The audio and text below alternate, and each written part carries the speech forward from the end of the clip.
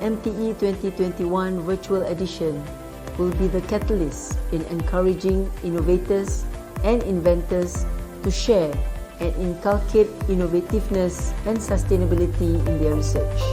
Innovation is not just about making new and better products. It encompasses all aspects of ideas, processes, systems, services, methods and models. As large gatherings are no longer encouraged, I'm happy to see that MTE has gone virtual. This will allow more innovators and to promote their innovation and share their ideas with the world.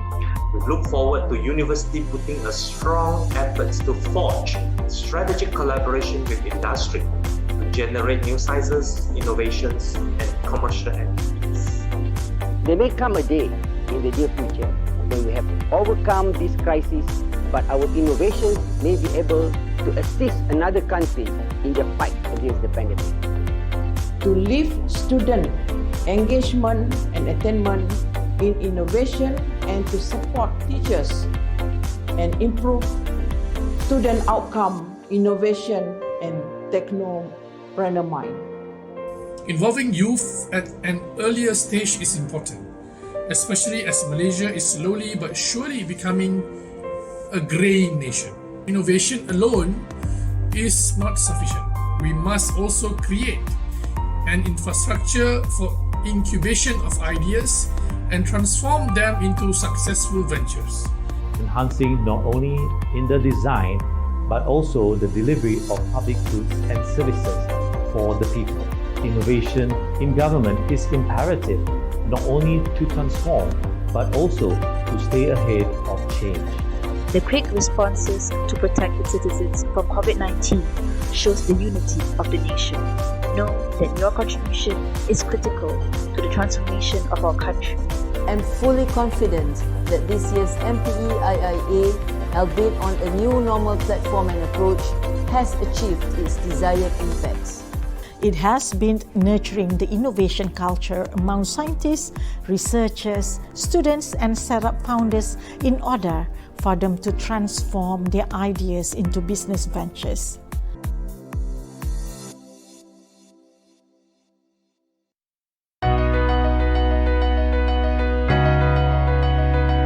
Innovation, as you know, continues to play an important role in the fight against COVID-19 as governments continue to seek to halt the virus spread in the short term, implement measures to aid economic recovery and build resilience to future social and economic disruptions. I eagerly look forward to learn more about your work for the COVID-19 response so it can be deployed to help the government manage the pandemic and future emergencies. By embracing innovation, we can certainly reset our approach to combating this war.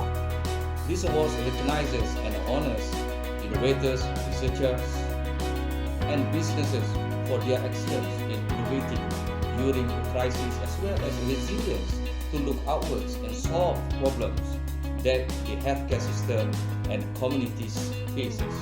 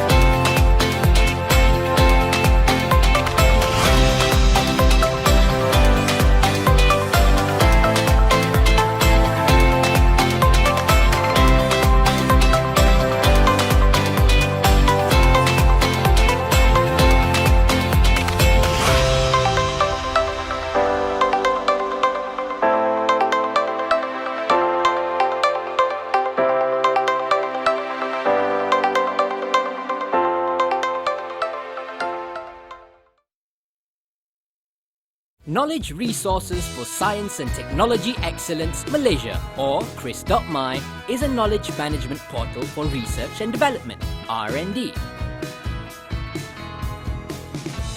It is spearheaded by MOSTI to address science and technology challenges faced by the science, technology and innovation STI community.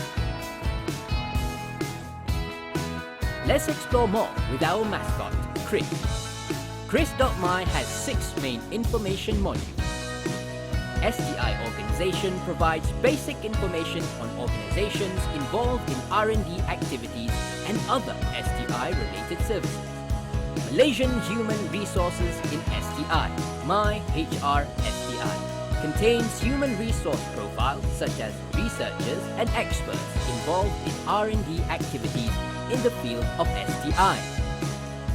National Scientific Facilities and Equipment, NSFE, aims to encourage the sharing of facilities and equipment and cultivate research collaboration among the STI community. You can also book FNE via portal or mobile app. R&D Project Bank shows lists of information on research, development and commercialization projects throughout the Malaysia Plan, as well as its outputs and achievements. Technology Market, or TechMart, promotes local products or technologies and boosts technology transfer among researchers and industry. STI indicator is used to measure the performance of STI in Malaysia based on goals established by the government. CRIS.my empowers you to formulate STI policies based on STI data, streamline and optimize R&D resources, practice data-driven decision-making, harness scientific knowledge for new invention and innovation. Our new features will allow elastic search, automatic email notification, mass upload, live updates, dynamic report, online booking.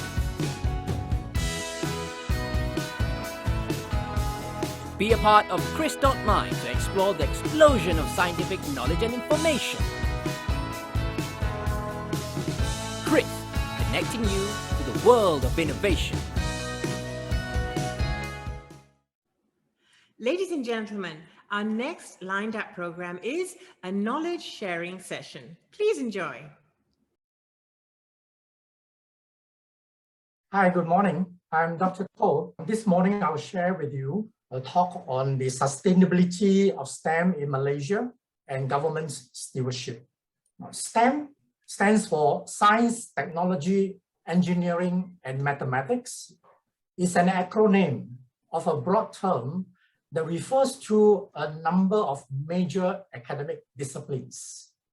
Now, in this presentation, it includes agriculture, medicine, Internet of Things, biotechnology, big data analytics, innovation, and entrepreneurship as well. Otherwise, we may have to end up with too many different types of acronyms. Now, even though STEM education and activities at various levels are promoted by a number of ministries in Malaysia, their sustainability is full of challenges. Now, among the numerous challenges are weak and inconsistent government stewardship or leadership, policy flip-flops, policy coherence, investment, commitment of effective strategies. These are the challenges most researchers or STEM stakeholders experience in Malaysia. Let me give you an example.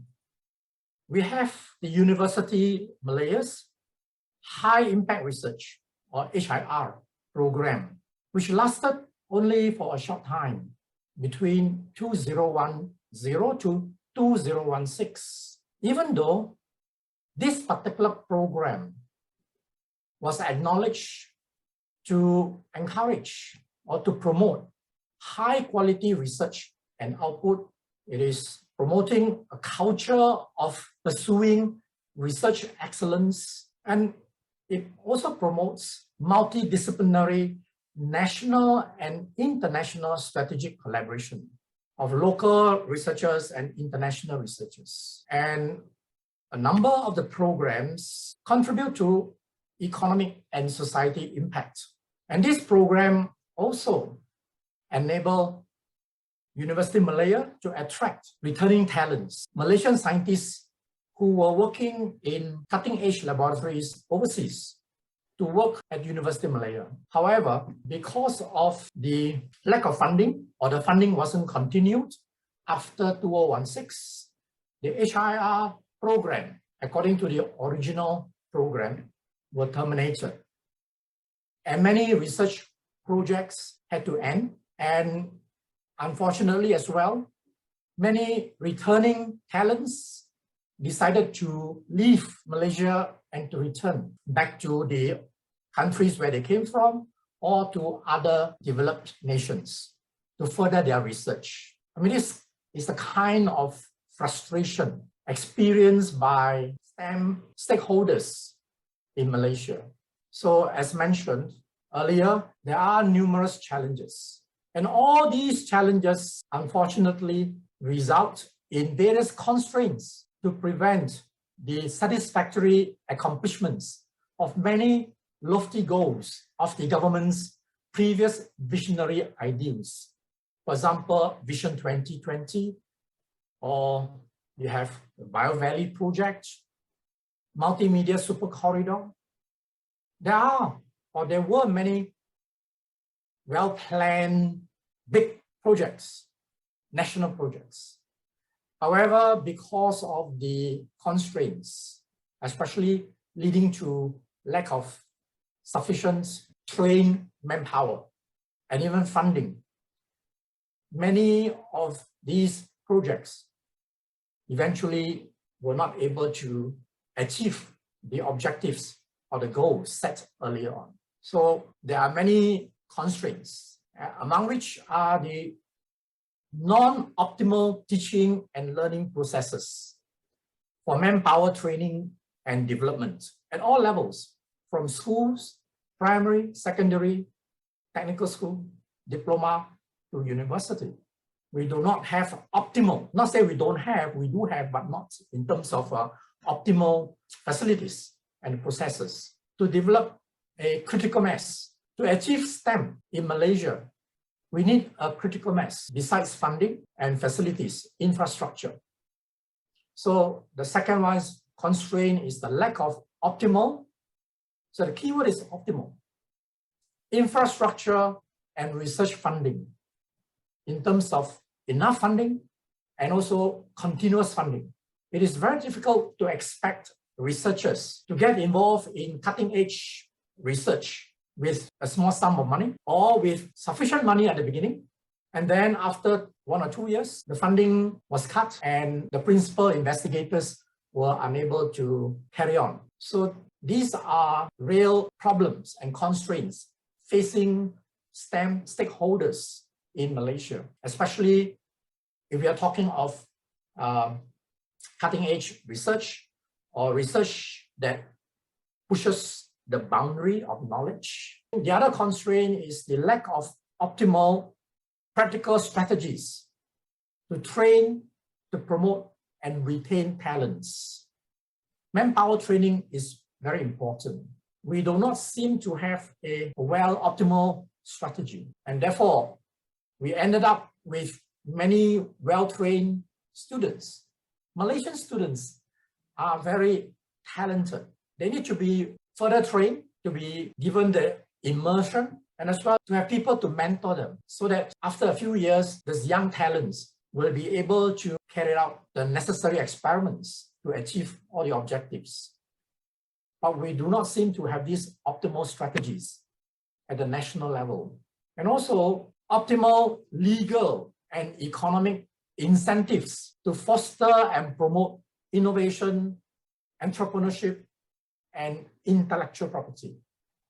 So we need a wholesome policy rather than in silos. And that's why we are unable to retain many entrepreneurs with brilliant ideas. So as can shown here, we do have, sometimes we are moving forward, but later we seem to be moving backward, like 1 step forward, 2 steps back, or 1 step forward, 1 step back to the original. Be lucky we have 2 steps forward and 1 step back. At least there's still 1 step forward. But these are generally few and far between. So to overcome that, it is time for us as a national group to honestly and brutally reflect on and assess our past performance, to review our strengths and weaknesses in STEM, and even ask about the financial resources for STEM education and activities. We are a rich country with a lot of resources, natural resources. We have oil, we have agriculture products, but then why is that we don't seem to have enough money, allocation, given to, let's say, in education, in STEM education or other education level? So something that and to spend on infrastructure. So we have to be honest and to be brutal. Yes, I know the government has many committees to review the past performance, but for someone who has been in STEM for about 50 years now in Malaysia, unfortunately, I don't see the net effect of this review. We should be, with all these reviews and assessment, we should be moving from strength to strength. We should be able to rectify our past shortcomings and failures, and to build on these failures to move on. So this is something we need to ask ourselves. Why is that so? Have we missed out something? Have we not been honest enough to admit our shortcomings and then to rectify them? We seem to be going in circle. So it's like we are living at the edge of a vortex, moving from one point and then coming back to the same point. It's like research. You set up a center of excellence, then activities started. We started to recruit people, to convince people to join us, to do something good and big for the nation. But then after 5 years, even though there were impressive results, achievements, the funding suddenly cut off, no extra funding was given, or the funding was reduced tremendously, so that existing projects were unable to continue. There were not enough money, for example, to continue to fund postdoctoral students, researchers, contract researchers, to the extent that we had to tell them, sorry, we have to let you go because of lack of funding. So it's like on the vortex edge, moving in circle, and then suddenly one day, we just pull into the central dark hole. Everything, all the previous efforts, achievements sort of disappeared or very much reduced. I mean, that happened to many, many places in Malaysia. If we just to look around in different organizations, public or private sectors. So we are in a very strange position, Malaysia. On one hand, we are affected by the lack of sufficient skilled human capital in STEM. We complain there aren't enough talented researchers, or we are unable to attract them, to retain them, to work in Malaysia, especially after we have spent efforts and months training them. And on the other hand, Malaysia is one of the countries, well known, that export talents, including those talented in STEM, to numerous developed nations. I'm sure everybody knows someone or few people who should be here, but they are not here, but they are away, out of Malaysia. As of 2019, according to the United Nations Department of Economic and Social Affairs, the population of Malaysian diaspora stands at about 1.7 million. In other words, there are 1.7 million or more now Malaysians working outside of Malaysia. So there are numerous papers documenting this, studying that. I have a reference here from Stanford University that did a project 10 years ago and tried to understand why. In fact, they gave the reasons why Malaysia is losing talents. In fact, it's called the brain drain of Malaysia. So this is very sad to our country. It's not an issue to hide or to put under the carpet. We need to face it. So we must know the reasons underpinning this phenomenon, why we train talents at different levels, not necessarily at the top, but at different levels, technician level, student level, but fail to retain them. This is a great loss to the nation, and it is a stumbling block to advancements in STEM activities. So my last message here is that Malaysia needs honest, sincere, dynamic, and visionary government leaders. I think this is common sense. All countries, not even Malaysia, every country, every developing country especially, needs this kind of leaders who can, in Malaysia, we need these leaders who can convince and motivate Malaysians to trust them. Trust factor is very important in every government. So the leaders must be able to enthuse and connect with people, including all stakeholders of STEM, from parents, students, teachers, researchers, policymakers, and so on. Leaders must be able to provide equitable opportunities for all stakeholders of STEM. This is very important in order to encourage them to stay in the country, to contribute, and to have a share of the benefits. So, and also to put forward and implement long-term effective policies and strategies, whether at the ministry level or department level, especially the funding agencies.